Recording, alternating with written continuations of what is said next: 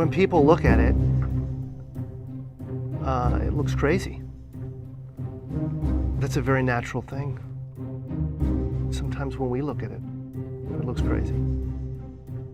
It is the result of reasoned engineering thought, but it still looks crazy.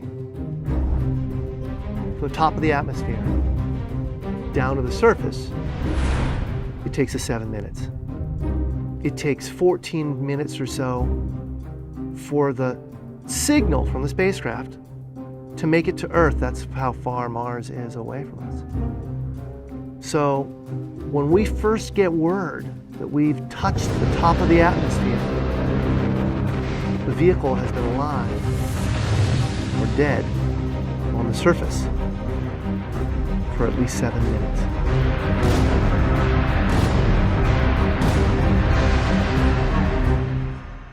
Entry, descent, and landing, also known as EDL, is referred to as the 7 minutes of terror because we've got literally 7 minutes to get from the top of the atmosphere to the surface of Mars, going from 13,000 miles an hour to 0 in perfect sequence, perfect choreography, perfect timing, and the computer has to do it all by itself with no help from the ground. If any one thing doesn't work just right, it's game over. We slam into the atmosphere and develop so much aerodynamic drag. Our heat shield, it heats up and it glows like the surface of the sun. 1,600 degrees. During entry, the vehicle is not only slowing down violently through the atmosphere, but also we are guiding it like an airplane to be able to land in a very narrow, constrained space. This is one of the biggest challenges that we're facing, and one that we had never attempted on Mars. Mars is actually really hard to slow down because it has just enough atmosphere that you have to deal with it. Otherwise, it will destroy your spacecraft. On the other hand, it doesn't have enough atmosphere to finish the job. We're still going about 1,000 miles an hour. So at that point, we use a parachute. The parachute is the largest and strongest supersonic parachute that we've ever built to date. It has to be able to withstand 65,000 pounds of force, even though the parachute itself only weighs about 100 pounds.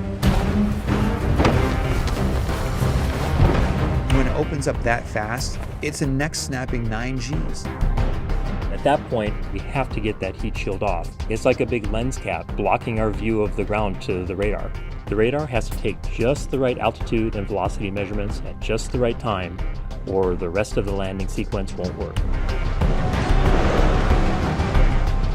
This big, huge parachute that we've got, it'll only slow us down to about 200 miles an hour. And that's not slow enough to land. So we have no choice, but we've got to cut it off and then come down in rockets. Once we turn those rocket motors on, if we don't do something, we're just going to smack right back into the parachute. So the first thing we do is make this really radical divert maneuver. We fly off to the side. Diverting away from the parachute, killing our horizontal velocity and our vertical velocity, getting the rover moving straight up and down so it can look at the surface with its radar and see where we're going to land. And we head straight down to the bottom of a crater, right beside a 6-kilometer high mountain. We can't get those rocket engines too close to the ground, because if we were to descend propulsively with our engines all the way to the ground, we would essentially create this massive dust cloud. That dust cloud could then go and land on the rover. It could damage mechanisms and it could damage instruments. So the way we solve that problem is by using the sky crane maneuver. 20 meters above the surface, we have to lower the rover below us on a tether that's 21 feet long, and then gently deposit it on its wheels on the surface. As the rover touches down and is now on the ground, the descent stage is in a collision course with the rover. We must cut the bridle immediately and fly the descent stage to a safe distance from the rover.